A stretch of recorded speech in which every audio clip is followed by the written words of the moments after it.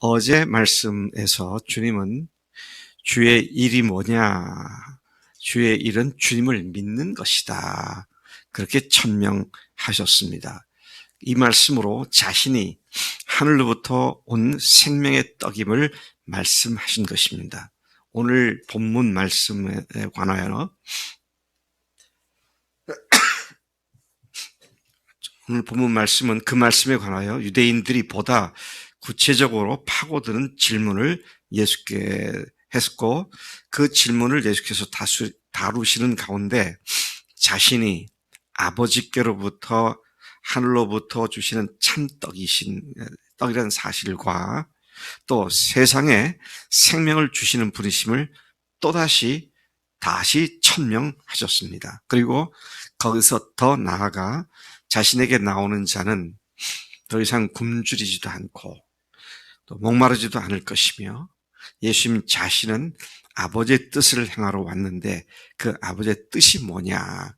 너희들이 아들을 보고 믿는 자마다 영생을 얻게 되는 것이 아버지의 뜻이다. 그렇게 말씀하셨습니다. 예수님께서 친히 말씀하시는 것 중에 아버지의 뜻이 이것이다 라고 말하는 것이 그렇게 많지가 않는데, 바로 여기에서 아버지의 뜻은 아들을 보고 믿는 자마다 멸망치 않고 영생을 얻는 것이 아버지의 뜻이다. 그렇게 말씀을 합니다. 어제는 예수님을 믿는 것이 주의 일을 하는 것이다. 그렇게 말씀하셨고요. 자, 오늘 이 말씀을 다시 돌아가서 30절부터 보면 하늘로부터 온 생명의 떡을 언급하셨을 때에 그 말을 들은 유대인들이 더욱 더 깊이 파고드는 질문 공세를 이어갔습니다. 당신의 말이 그러면 우리가 보고 믿을 수 있는 어떤 표적을 보여주겠느냐? 또는 무슨 일을 해서 당신을 믿게 하겠느냐라고 질문을 하죠. 그들이 이렇게 물은 까닭이 무엇이냐 하면, 당시 사람들은 메시아가 오시면 그가 메시아임을 스스로 증명하는 놀라운 표적을 보여줄 것이다 라고 믿었기 때문에 우리가 믿을 수 있는 표적을 보여달라, 이렇게 예수님께 요청을 하는 것입니다. 특별히 무리들은 주님께 스스로 메시아 되심을 입증하기 위해 그들이 성경을 인용하더라고요.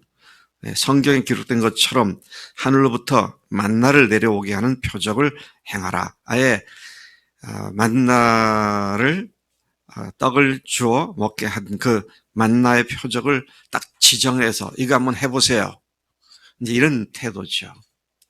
하나님이 하시는 일을 자기들이 정해가지고 이렇게 하십시오, 저렇게 하시면 하나님인 걸 알겠습니다. 이제 이런 태도, 이제 참 중요한 문제를 우리가 여기서 보게 됩니다. 그들은 성경에 기록된 사실을 인용해 가면서 조상들이 광야에서 만나를 먹었지 않았느냐, 그렇게 바로 그처럼 우리에게 하늘로부터는 무슨 표적을, 떡을 보여달라고, 먹여달라고 그 요청을 한 것이죠. 그래서 31절이 그들이 성경을 인용하는 말씀입니다. 하늘에서 그들에게 떡을 주어 먹게 하였다 함과 같이 우리 조상들은 광야에서 만나를 먹었는데 당신은 무슨 표적을 보이겠습니까? 이런 이야기를 하고 있는 것입니다. 사실 구약에 보면 출애굽 당시에 하늘에서 만나를 내려서 먹였다는 말만 있는 게 아니라 그 후에 시편에서도 느헤미야에서도 계속해서 하늘에서 만나를 내려 먹이셨다라는 말이 반복해서 나옵니다.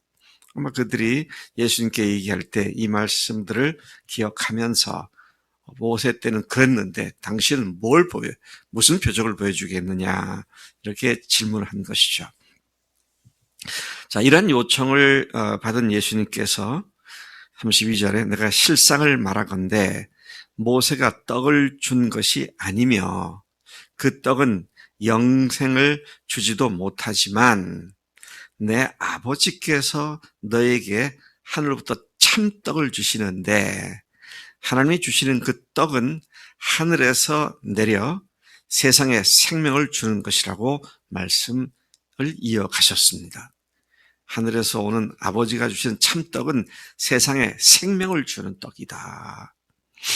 이 말씀을 들은 무리들은 그런 떡이 있으면 빨리 우리 달라고, 항상 주시라고 그렇게 요청하죠. 34절, 주여 이 떡을 항상 우리에게 주소서.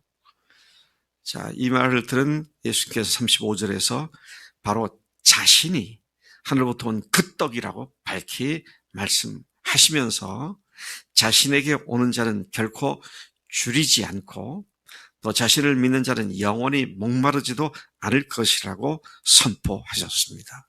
나는 생명의 떡이니 내게 오는 자는 결코 줄이지 아니할 터이요 나를 믿는 자는 영원히 목마르지 아니하리라. 아멘.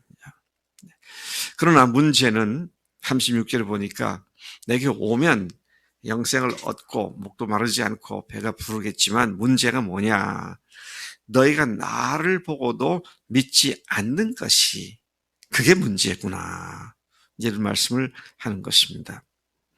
이러한 그들의 근본적인 문제는 예수님을 보고 믿지 않으려는 그들의 태도는 앞장 5장에서도 나왔었죠. 5장에 보면 39절에 너희가 성경에서 영생을 얻는 줄 생각하고 성경을 연구하거니와 이 성경이 곧 내게 대하여 증언하는 것이라. 40절 그러나 너희가 영생을 얻기 위하여 내게 오기를 원하지 아니하는도다. 여러분 우리가 전도할 때요. 이래서 못 믿겠다. 저래서 못 믿겠다. 여러 가지 이야기를 하는데 사실은 근본 뿌리는 믿고 싶지 않은 겁니다. 자기가 주인된 거 고수하기 위해서. 마귀가 그렇게 사람들을 자기 주인된 삶에 집착하도록 만드는. 근데 자기가 주인된 삶이 죄악과 실패와 낭패뿐이었는데 그 뻔히 알면서도 계속 내 인생 내 거야라고 하는 여기에 이제 매이게 만드는 것을 보게 되죠. 너희가 영생을 얻기 위하여 내게 오기를 원하지 아니한다. 그냥 단순히 내게 오지 않는다 아니라 원하지 않는구나. 정말 영생 얻기를 원한다고 말하면서 실상은 내게 와서 영생을 얻고 주인 바꿔야 하는데 그거 싫어서 그렇지 않는구나. 42절에서도요. 오늘 42절 두 구절 뒤에도 가서 보면 다만 오늘 뭐지 5장 42절에 다만 하나님을 사랑하는 것이 너희 속에 없음을 알았노라. 원치 않는 이유가 하나님을 사랑하지 않기 때문이다. 하나님을 사랑하지 않는 건 자기를 사랑하기 때문이다. 자, 이런 말씀으로 주님이 그 근본 뿌리에 대한 말씀을 지적하고 계시죠. 자, 오늘 본문 37절로 다시 돌아가 보면 그러나 사람들이 예수께로 오게 되는 것은 예수님 자신이 그들을 오게 하는 것이 아니다. 그랬습니다. 너희들 내게 오게 하는 것이 아니다. 아버지께서 오게 하시기 때문이다. 나에게 오는 자는 아버지께서 내게 오게 하시기 때문에 올 수 있는 것이다. 아버지께서 내게 주시는 자는 다 내게로 올 것이요. 39절에도 보면요. 나를 보내시의 뜻은 내게 주신 자 중에 그렇게 말하죠. 구원받을 사람들을 하나님께서 보내주신다. 여러분 그래서요. 우리가 예수를 믿게 되고 한 것이 내가 똑똑해서 내가 참 노력해서가 아니라 하나님께서 우리를 불러주셨기 때문인 줄로 믿습니다. 절대 주권에 속한 일이지 내가 좌지우지할 수 있는 문제가 아니다라는 것이죠. 자, 37절에 아버지께서 내게 주시는 자는 다 내게로 올 것이요 내게 오는 자는 내가 결코 내쫓지 아니하리라. 주님은 사람을 내쫓는 법이 없으세요. 반드시 그를 받아주시고 맞아주시고 세워주시는데 그런 사실을 선포하시죠. 아버지께 주셨으니까 우리가 쫓을 수가 없죠. 그래서 목사인 제가 교인들 보고 우리에게 나가라라는 말은 절대 하지 않습니다. 왜? 아버지께서 보내주신 사람들인데 아버지께서 내보내시면 그건 어쩔 수 없지만 목사인 내가 마음에 안 든다고 내쫓고 그런 일은 하지 않죠. 예수님이 바로 그 본을 보이신 것입니다. 자, 계속해서 말씀하십니다. 38절이죠. 내가 하늘에서 내려온 것은 내 뜻을 행하려 함이 아니요 나를 보내신 이의 뜻을 행하려 함이니라. 성자 예수님께서 당신의 뜻대로 해도 뭐가 문제되겠어요? 그렇죠? 그분이 하나님이시니까. 근데 성자 예수님께서 우리에게 철저히 본을 보이신 것이 뭡니까? 세상에 계시는 동안 자기 뜻을 하지 않고 아버지 뜻을 하는 그런 생애를 사셨다는 것이죠. 또 흥미로운 것은 요한복음 14장, 15장, 16장에서 성령께서 오시면 그가 자기 생각대로, 자기 뜻대로 하지 않고 아버지가 들은 말씀을 하신다. 내게 들은 말씀을 말할 것이다. 자기가 자기 마음대로 말하지 않는다. 성부, 성자, 성령 세 하나님 중에 사람들에게 직접 나타나신 예수님께서 또 사람 속에 역사하시는 성령님께서 아버지와 아들과 성령 삼위 하나님께서 함께 말씀하셨던 것을 벗어나 내가 특별히 너에게는 이거를 특별하게 얘기한다 이런 것도 없어요. 여러분 이단들이나 또 신앙을 잘못 이끌고 가는 사람들이 성경과 다른 말을 하기 때문입니다. 참 우리가 이 문제를 조심해야 할 문제다 그것이죠. 자, 내가 하늘에서 내려온 것은 내 뜻을 행하려 함이 아니요 나를 보내신 이의 뜻을 행하려 함이니라. 나를 보내신 이의 뜻은 아버지의 뜻은 내게 주신 자 중에 내가 하나도 잃어버리지 아니하고 마지막 날에 다시 살리는 이것이니라. 구원하고 마지막 때에 생명의 부활로 그들을 다시 살리는 것이 내 아버지의 뜻이고 나는 그 뜻을 행하기 위해서 왔다. 그렇게 말씀하시죠.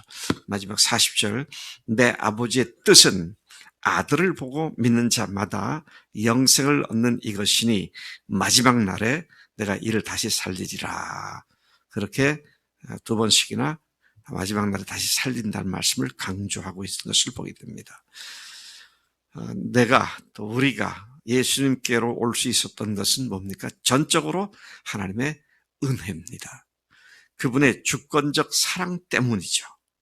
우리는 그저 하나님께 감사할 수밖에 없습니다.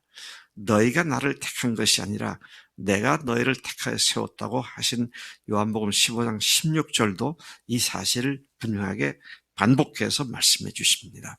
오늘 하나님께서 부르셔서 예수님을 만나게 하신 우리가 해야 할 일은 그 아버지께 감사하며 주님을 믿는 믿음 안에 꼭 붙어 있어가지고 아버지의 뜻을 우리도 행하는 그런 사람이 되는 것이 마땅한 줄로 믿습니다.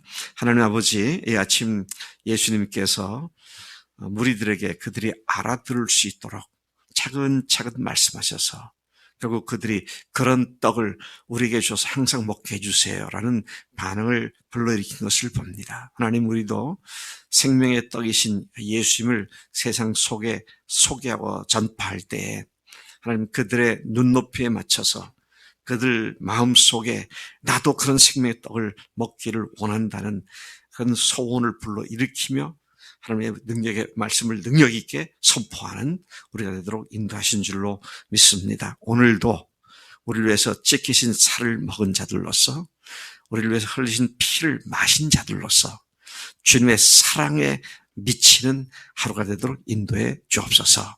감사합니다. 예수님의 이름으로 기도했사옵나이다. 아멘. 아멘.